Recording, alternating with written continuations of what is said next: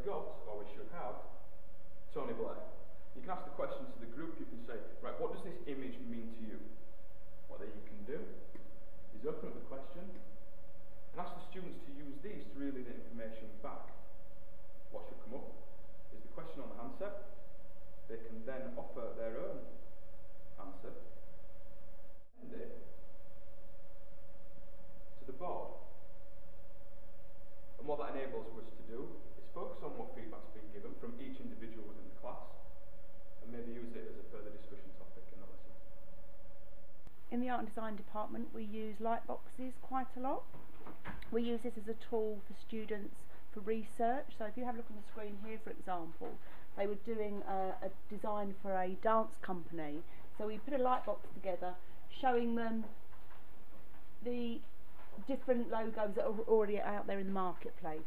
So they can see what's out there. So there's things for inspiration, and it's just an easy tool to get information in one place at one time. Within my practice, I use performance analysis as one of the units, and in order for the kids to understand how we can do different ways of performance analysis, I use YouTube, which is a very, very simple thing to use. Just find a clip that I want to use, or upload one of their performances up to YouTube, and have them use interactive whiteboard to analyse their performance.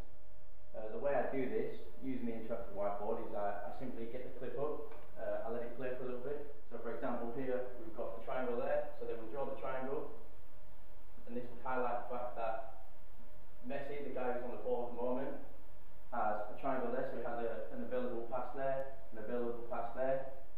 Hi, here is the EFC Learner Voice blog, which we set up at the beginning of this year. It's an interactive platform for our students to be able to communicate with us, and we're able to post all news, events, photographs, videos for the students to see. The blog appears every time the student logs on, and they can interact by adding comments on posts, they can initiate posts, and they can generally engage in the college life. It's easy for them to look up past information. It enables them to communicate with other students. They can get a platform for a dialogue easily on here. If you can just zoom in and take a closer look.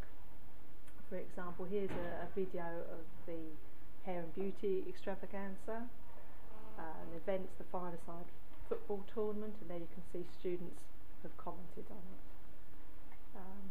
We found it an invaluable tool this year. We're really delighted with the response that we're getting, which is increasing week by week.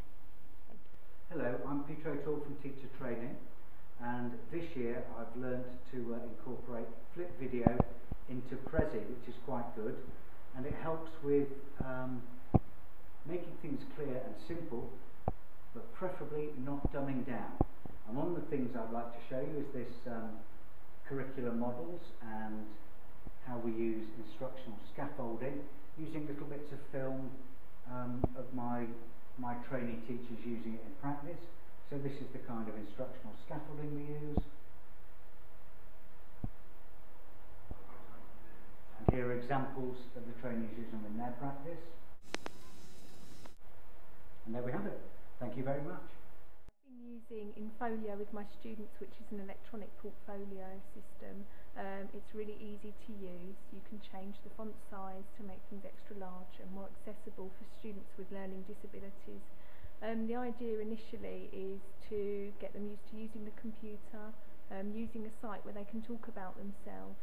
They can type things into it and press the play button, and it will say back what they've typed into it. I'd just like to show you something that we've just put together.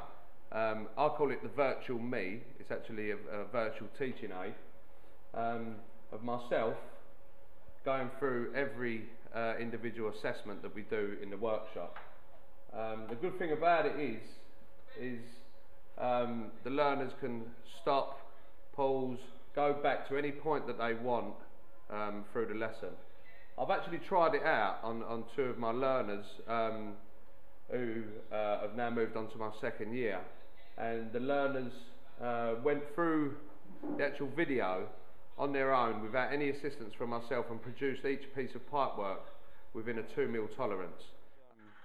This is my level 1s moving on to level 2, just doing a bit of scaffolding training, which I'm hoping to put on the, hopefully Vicky, onto the college website. I think what's important to remember about using such things as the Promethean system, the interactive discussion and the question system within classrooms, is that you have got to get a fair balance between traditional teaching methods and also the use of ICT. If you rely too much on ICT, it can actually have a detrimental effect on your teaching as well as your lesson planning, maybe affect observations as well. Stick to the basics, but try and incorporate ICT into it